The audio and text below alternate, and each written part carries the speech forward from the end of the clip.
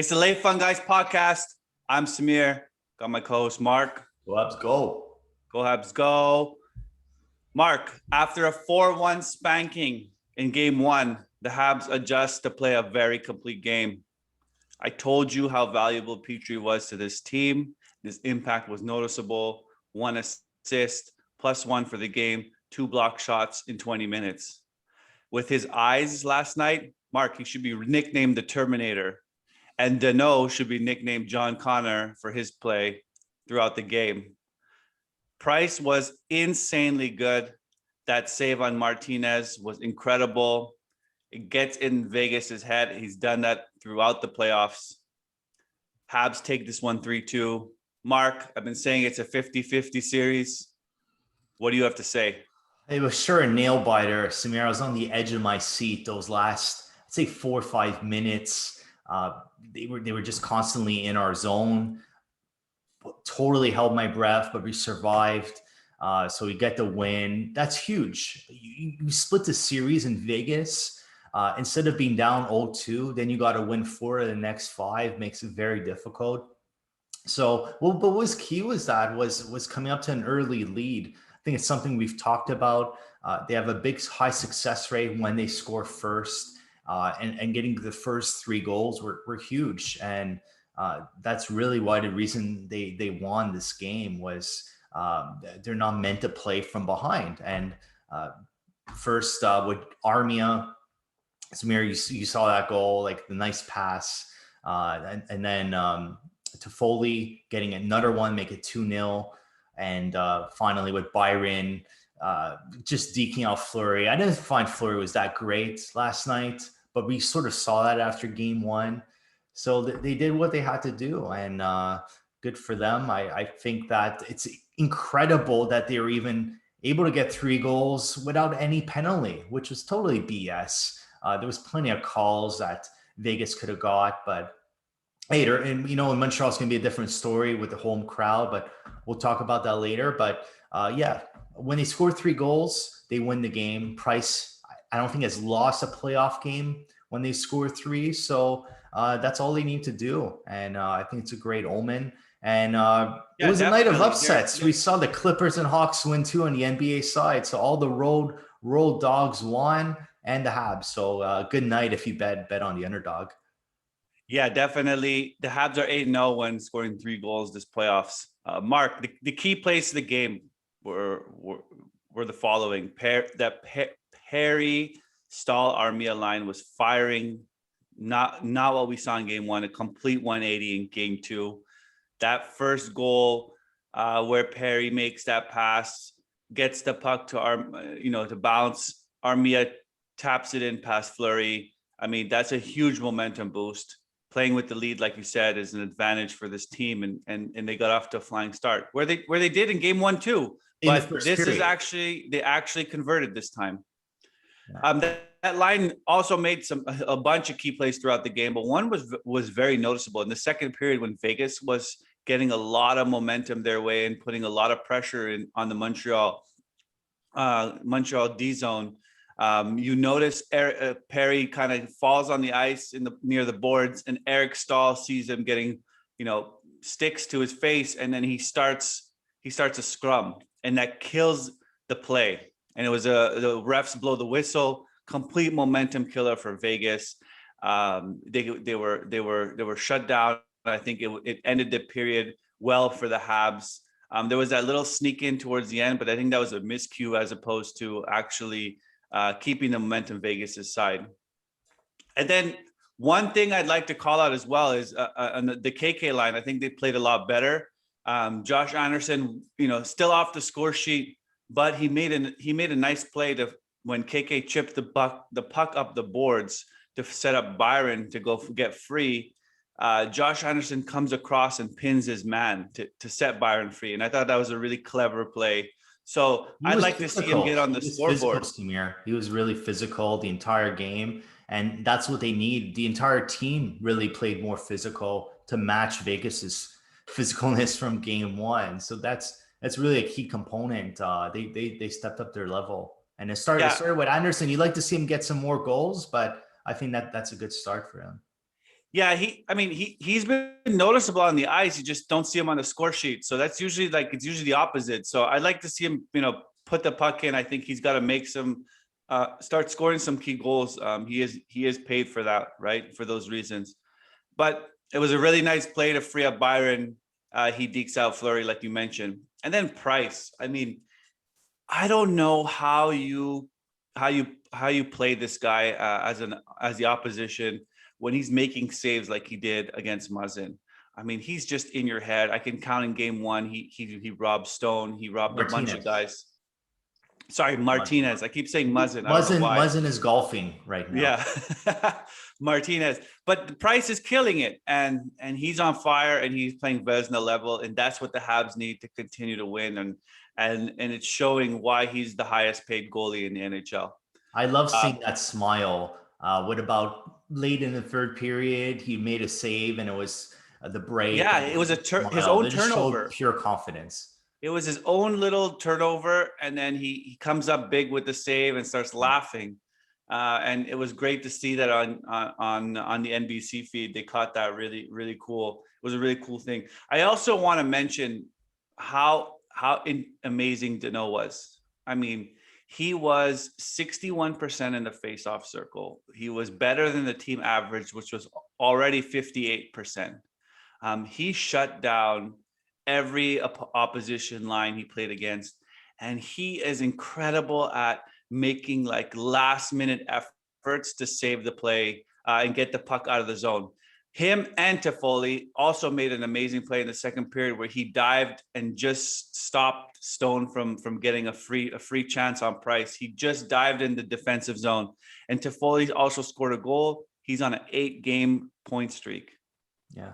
You mentioned about the face-offs with Danault. That's one thing he does very well. Defensively sound, forechecking aggressively. Suzuki, but the problem is when they don't win the face-offs, it led to 2 more goals. Suzuki's been on the ice through his face-off for 3 of the goals in the first 2 games. So there's some type of adjustment needs to be there strategically. I'm sure Ducharme will coach Suzuki. And it'll be different now that they have home ice, that you could maybe use Danault more in the defensive zone, but maybe being more aggressive. He's already only 8% of the time he starts in the offensive zone. The rest of the time is either neutral zone or defensive zone.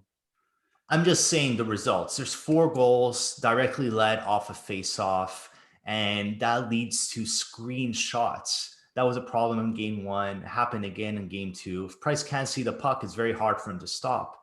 I think there was more puck luck in this game where the puck went at him, but it doesn't mean it'll be like that in the games moving forward. So there needs to be some type of plan. Get players not from screening him, push them out of the way. It's difficult when you have Gustafsson on the ice. He's not capable, but really just do their best to block shots from getting them to get to the net. And if there are biggest players in front of them, move them out.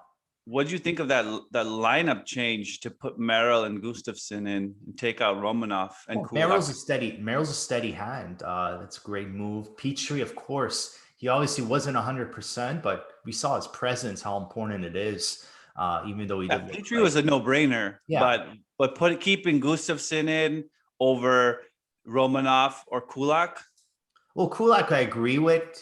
He wasn't up to par for game 1. Romanov is just unfortunate. I mean, he was -2 game 1, but he made a physical hit. I mean, I'd like to see him again. I don't think he deserved to be out of the lineup, but it's just more a circumstance.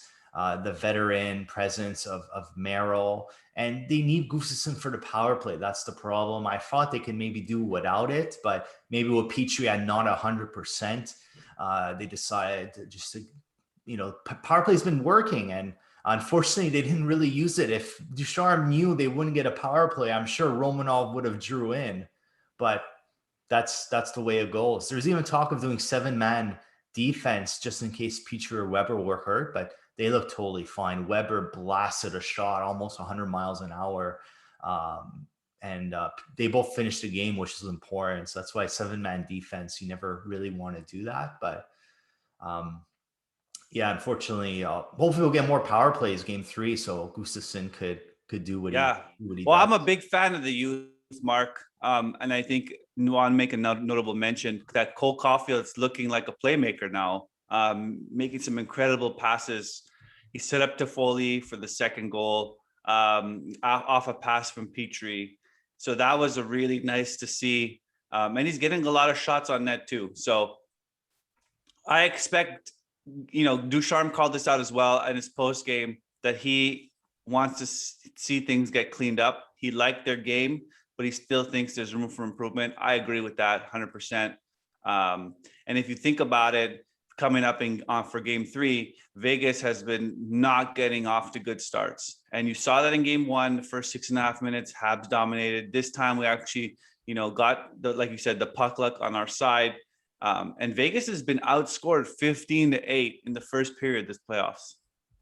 So I think this is top of their mind. They realize that it's not going to be a dominating series. When you looked at the lines yesterday across Vegas, it was like 80 to 90% of the money was put on Vegas, and they lost. And it's coming down to their starts. And Mark Stone said it. We can't expect to win games when we're falling behind in the first period. So I expect game 3 to be tight from the start. I expect Fleury to be much better, and it's going to be a goaltending battle. And like you said, Montreal didn't draw any penalties in game 2. And so they need to draw more penalties and get in the face of the Vegas players much earlier in the game, but not overexert themselves like they did in game 1 in these post-whistle scrums, using a lot of energy there. I think they did too much of that in game 1. You saw a complete shift in game 2. I like to see them keep that balance, but during the game time, get in the face of Vegas players and make them take penalties. They did a good job with that. With Petry, he is what he is. Like in that first period, I remember a play. They were going for the hit on him, and as soon as he felt a hit coming, he just got rid of the puck. So if you're physical with him, you just got to keep doing that. Good things will happen. One key note: Chandler Stevenson didn't play game 2, and that was probably a big move for them. He's on their top line, top center. Between Petry and Stone. So there's another guy, Brown, that came in. He was on the ice for the first goal, but that'll be something to watch. Will he be able to play game 3? One thing they do really need to correct, you mentioned the Alex Martinez, where Price made that cross ice save. How did that happen? Muzzin. Jake, your boy, Jake Muzzin, yes. The way it happened, he sneaked in, and it happened again. And Price had to make that lateral save, but Anderson was sort of just watching there. So they really have to correct that, because it happened in Pietrangelo game 1 where the puck bounced off a stick. Those are prime chances. And if you keep giving Vegas those prime opportunities, they did a better job in game 2. Sorry? They did a much better job defensively in game 2 than they did in game 1. That cross ice seam pass was pretty much gone. There is stuff to clean up. But Mark, game 3 in Montreal in front of Habs fans. I don't know if the governor is going to allow more, or not the governor, the premier is going to allow more than 2,500 fans. You're having a rough day today with Muzzin and the governor. Governor, yeah. It's time to get you some coffee. I've been watching too much American TV now. I'm getting accustomed to this place. So it'll be 3,500 fans, and a key thing. 3,500, yeah, an extra. Oh, they increased it. Cool. Yeah, increased it 1,000. So for games 3 and 4. So the key is just going to be really early lead again. It sounds obvious, but you want the crowd to be in it. So it helps at least playing well as they have. They just got to keep to the same script. And you want to really see Suzuki continue with Caufield and Toffoli. That's clearly the Montreal's offensive driver. So you want to try to find mismatches there against their third line. They'll have Mark, who's winning this game? Game 3. I mean, I mean, if I choose Habs to win game 1, game 2, I prefer game 2, because now you have that momentum heading into game 3. I think it's good for them. They have a good chance to win game 3. You at least want to split in Montreal to keep Mark, let's just pause there for a second. Yeah. You got that jersey, winning a FanDuel ticket. Yeah. We want all our viewers to also win jerseys. What is the winning prediction? Are the Habs taking this? Yeah, I think they will take it. I think they will. Yeah, Fleury at home. He has some weaknesses now, so they just got to exploit them and put the puck on the net, get prime scoring chances. Don't let Vegas block shots because that's one of their strengths. And they'll be What's the over successful if they under? keep the physical. Under 5 goals or over 5 goals? Look, 3's a magic number. If they get to 3, they'll win. So I'd like to see another 3-2 game. All But right, cool.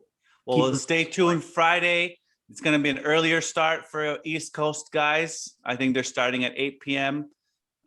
Eastern time, 5 p.m. Pacific. So we'll be back on Saturday morning to give our post game and let you know our preview for Game 4.